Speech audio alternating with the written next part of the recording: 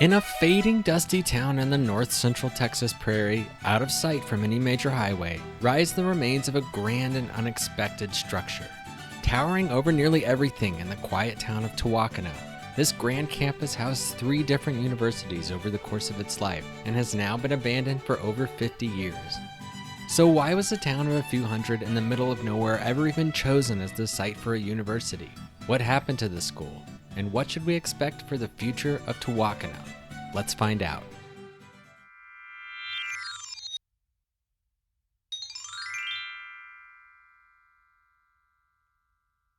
Tehuacana, Texas is a town of a couple of hundred people 40 miles northeast of Waco, dating back to the mid-1800s.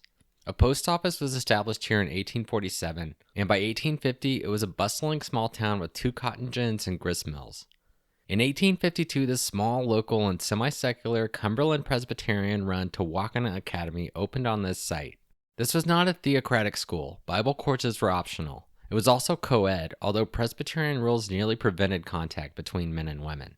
The Civil War would spell the end of the academy and a temporary closure of Tehuacana's post office. But the town picked up steam again after 1865. In addition to the academy here, several other Southern Presbyterian schools had died off during the Civil War, leaving a void in the church's institutions. Legislator and Presbyterian leader John Boyd obtained a land claim in Limestone County near the town and pushed the congregation to open a new school here at the location of the closed academy.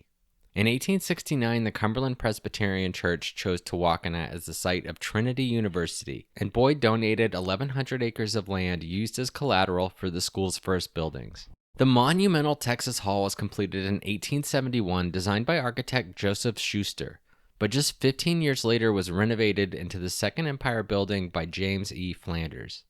I could not find any photos showing it before the alteration, although one source claims the building was originally built in the Gothic Revival style. The alteration was completed in 1892. Trinity University would only stay in Tehuacana until 1902, when the institution relocated to an equally grand but different building in Waxahachie, with church leadership hoping the larger population would open more opportunities for the school. It would remain in its Waxahachie campus until 1942, when it was finally relocated to San Antonio, where it remains to this day. Thankfully, the Waxahachie Administration Building has been well preserved and renovated, now an admin building for Nelson University. After Trinity vacated the campus, the Methodist Protestant Westminster College relocated here from Collin County. The school had started as a prep school for ministers and operated as a junior college here in affiliation with Southwestern University. The town further benefited when the Trinity and Brazos Valley Railway extended here in 1903, connecting it to Cleburne and Mexia. Tehuacana's recorded population peaked at 614 in 1920, nearly 3 times the current number. During World War II, 3,000 German POWs were located in a camp between Tehuacana and Mexia on what is now the Mexia State School, and they allegedly fraternized with the students at Westminster. Westminster would continue operation until 1950, when it too vacated the campus and put it up for sale. The site was purchased by the Congregational Methodist Church, who opened the similarly named Westminster Junior College and Bible Institute here in 1953. Though the school was birthed from a Bible college, they provided standard junior college curriculum in addition to religious courses. At its peak, the campus had 12 buildings. In 1971, after years of declining enrollment, Westminster relocated their campus to Florence, Mississippi, the final school to leave the Tehuacana site. Today, the buildings are owned and maintained by the nonprofit Trinity Institute, dedicated to the preservation of the history of the campus. There are 3 buildings remaining on the campus lining College Avenue, as well as an old gym a half a block away. Texas Hall stands in a state of relative decay. The west wing roof caved in 2021, and the tower has been moved to the ground and restored.